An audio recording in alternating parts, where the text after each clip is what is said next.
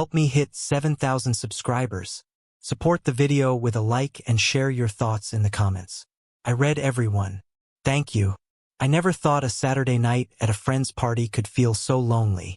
The music was loud, lights flashing, people laughing, but somehow I felt invisible. My name is Ethan, and I'm 32. I've always been a quiet guy, the kind who prefers small gatherings to crowded clubs. But tonight was different. I wanted to be around friends, maybe even talk to Claire, the woman I'd been seeing for a few months. Claire had a way of lighting up a room.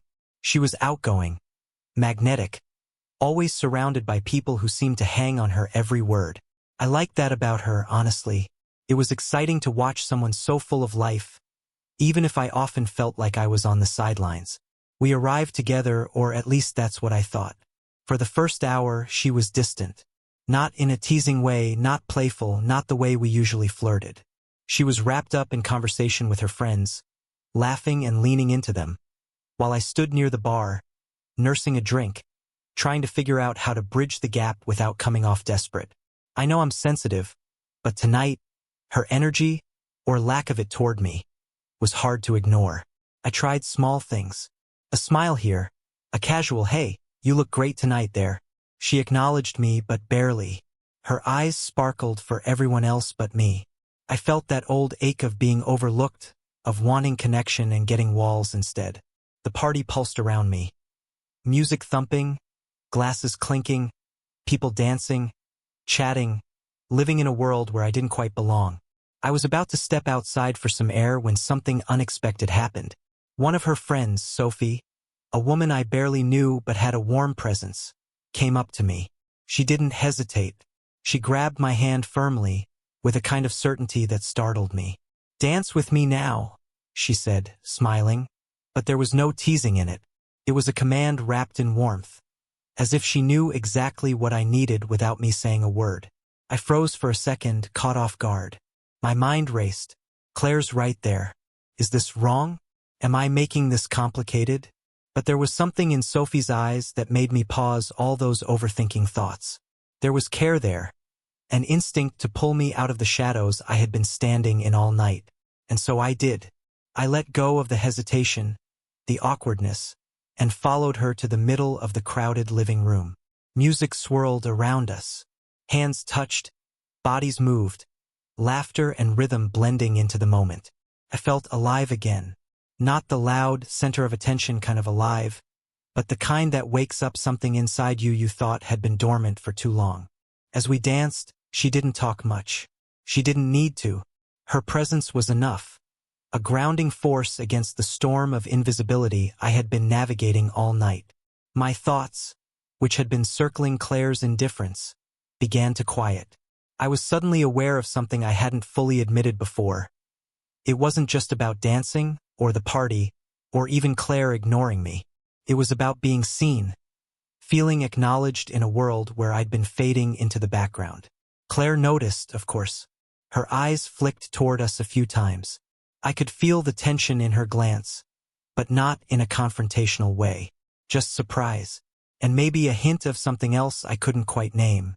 But that wasn't my concern at the moment. My concern was the moment itself.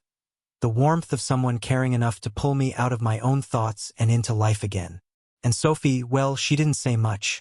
She smiled softly, nodded when I followed her lead, and danced like she knew exactly where I needed to be.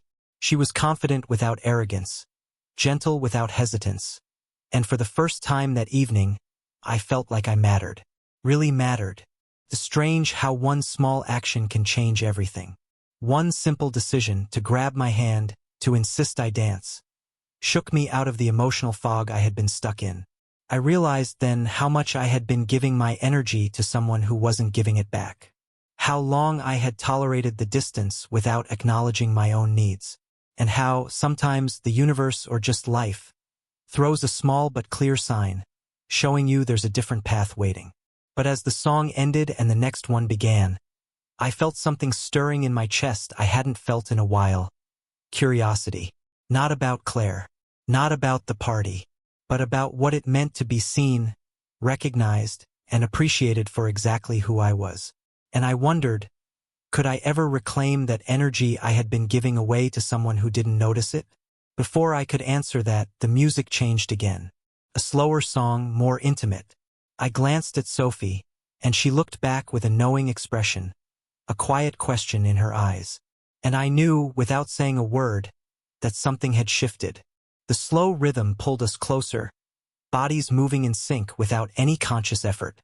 Sophie's hand in mine felt natural, grounding, as if she had been there all along, waiting for this exact moment. Around us, the party continued, people laughing, chatting, some still dancing. But I was wrapped in a quiet bubble of clarity that only the two of us shared. I couldn't help but glance toward Claire again. She was across the room, talking to someone I didn't recognize, her laughter light but hollow when it reached me. And in that instant, I realized something important. My attention, my energy, my need for acknowledgement. It wasn't hers to take or ignore. I had spent too many nights, too many moments trying to force connection where it didn't exist. And now, standing here, feeling seen, I understood that I deserved better than being invisible. Sophie didn't press me to talk. She didn't ask about Claire, about the tension I had been holding, or about why I looked so relieved yet hesitant. She just danced, letting the movement speak louder than words. And in that silence, I felt a rare kind of permission. Permission to let go, to enjoy the moment, to reclaim the part of me I had been neglecting. A few minutes in, she leaned slightly closer, enough that our faces almost touched. "You're smiling," she said softly. "It's about time." I laughed, the sound light and unfamiliar in the middle of the crowded room. "Yeah, I guess it is." It wasn't just about the dance. It was about recognition, about being acknowledged in a world where I had been fading into the background. And I realized something else. Sometimes the people who truly see you aren't the ones you're trying to impress, the ones you're chasing, or the ones you're waiting for. Sometimes they're strangers, friends, or unexpected guides who remind you of your own worth. As the song ended, the crowd cheered, but I barely noticed. My focus remained on Sophie's face, calm, patient, and somehow insistent that I value myself. "Thank you," I said quietly. She smiled, a small, knowing curve of her lips, and squeezed my hand. "Any time," she replied. I stepped back, taking a breath, and for the first time that night, I felt a strange mix of relief and excitement. Relief because I no longer felt trapped in the invisible box Claire had unintentionally placed me in. Excitement because I realized the night wasn't over. It was just beginning. And maybe, just maybe, I was ready to rewrite my own story instead of trying to fit into someone else's.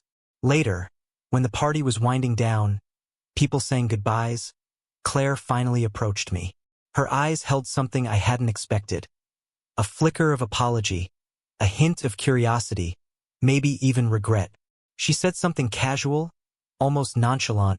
"Hey, did you have fun?" I nodded, smiling, though this time it wasn't a smile seeking approval. It was a smile rooted in recognition of my own choice. "Yeah," I said. "I did."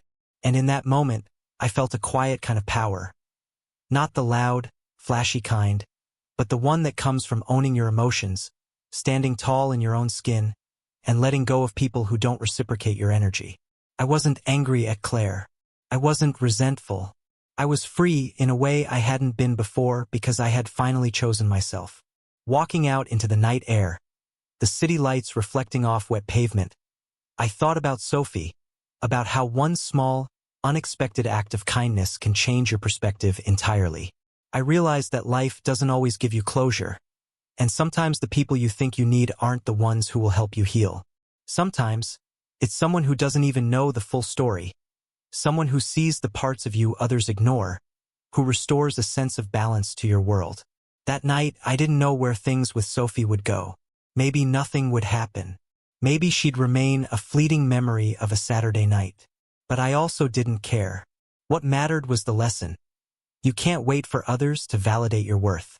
You can't depend on someone else's attention or approval to feel alive. And you certainly can't stay in a space where you're invisible, hoping for change that never comes. I left that party different than when I arrived. Lighter, calmer, Not because Claire ignored me, but because Sophie reminded me what it felt like to be seen.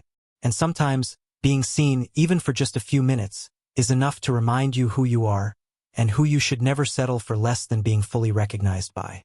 As I walked home, music still ringing faintly from the party, I thought about all the moments I had spent chasing people who didn't notice me, and I made a silent promise to myself. Never again. I would honor my energy, my presence, and my worth, because being seen isn't something you ask for. It's something you allow yourself to recognize and never let go of again. That night, under the dim glow of streetlights, I realized something profound. Sometimes, the universe doesn't hand you attention or validation. You have to take it. And in taking it, you discover the simplest yet most powerful truth. You were always worth noticing.